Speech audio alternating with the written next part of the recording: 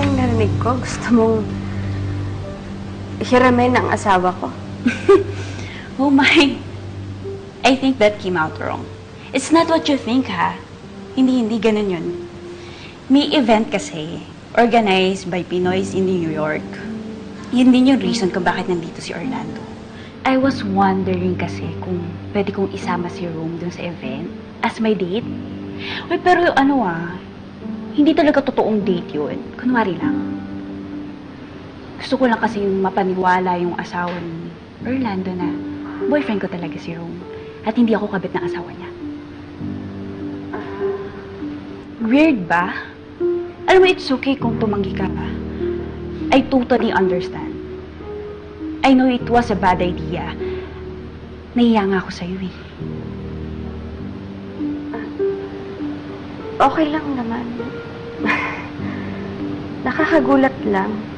Sorry Alam mo, hindi ko naman talaga siya gagawin eh. Kaya lang, desperado na ako eh. Ang baba na kasi ng tingin nila sa akin lahat. I mean, yes, I made a mistake. Pero forever na lang ba nila akong i-judge dahil doon? Kaya gusto ko sana makita nila na may boyfriend din ako. Na hindi lang ako isang walang kwentang kabit. Ikaw lang naman ang malalapitan ko eh. At ikaw lang ang kaibigan ko. Alam mo yan, Emma, di ba? Napaka-stupid ng idea ko na to. Kalimutan mo na lang na sinabi ko yun, ha? Sige, mauna na ako. Pasensya ka na sa abala, ha?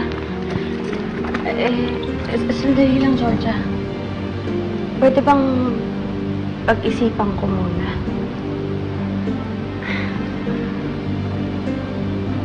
Yes! Thank you, Emma, ha? You're such a good friend. Thank you so much.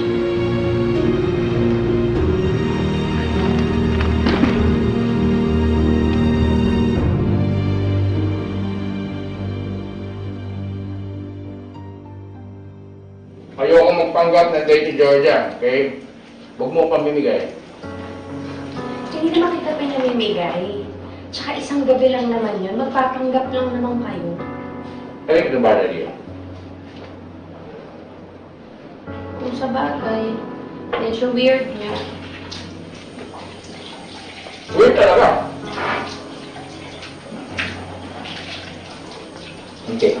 Alam ko mag-kaibigan kayo ni Georgia, okay? Pero dapat, huwag na lang tayong makialam sa problema niya, di ba? Di ba?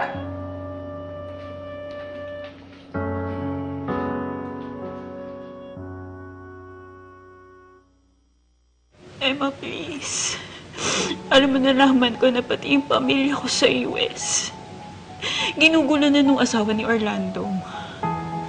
Alam mo, okay lang kung ako lang eh. Kaya ko naman eh. Pero yung nanay ko, nasasaktan na. Ibang usapan na yun. Di ba may nanay ka?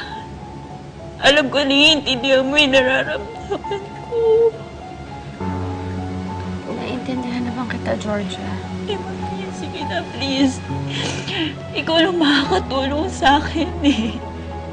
Pumahayag ka na, please. Ano, maliit lang na bagay ito. Isang gabi lang yung hinihiling ko sa'yo. At pangako ko sa'yo, pinapangako ko sa'yo na wala akong gagawin na ikakasira ng tiwala mo. Magkaibigan tayo eh, at hindi ako papayag na masira yun. Nung niligtas ko si Austin, di ba sabi mo sa akin, kahit anong hingin ko, ibibigay mo. Ito lang ang hinihiling ko sa'yo.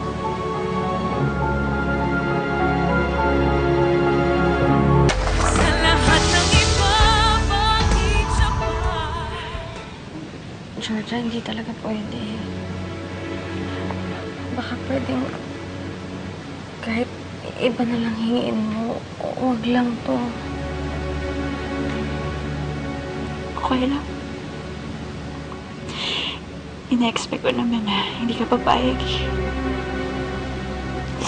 Alam mo, Georgia, Huwag mong gawin sa sarili mo to. Isa lang ang solusyon sa problema mo. Hiwalayan mo na si Orlando para matapos na to. Emma, hindi ko na alam gagawin ko.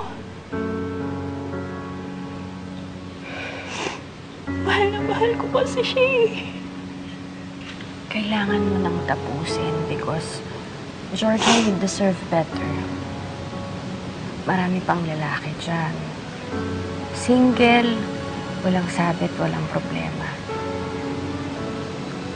Humanap ka ng lalaki na kayang ibigay ang puso nila sa'yo ng buong buo. Tama ka. Baka kailangan ko na talaga siya hiwalayan.